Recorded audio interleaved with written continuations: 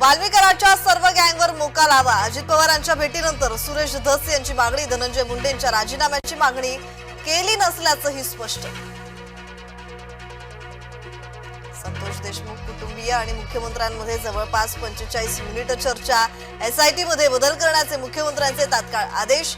एकाही गुन्हेगाराला न सोडण्याचा आश्वास. आमदार सुरेश धस पुन्हा अजित पवारांच्या भेटीला. धनंजय मुंडेंबाबत चर्चा होण्याची शक्यता. कालही धस आणि पवारांमध्ये गुफ्तगू.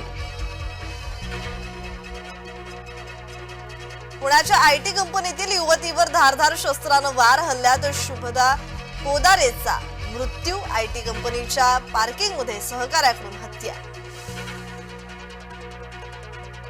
रोह्यामध्ये 11 वर्षीय अल्पवयीन मुलीचा विनयभंग.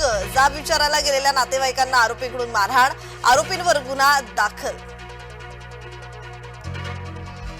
कोल्हापुरात घरगुती गॅस कारमध्ये भरताना स्फोट. गाडी आणि घर जळून खाक. एक जण किरकोळ जखमी.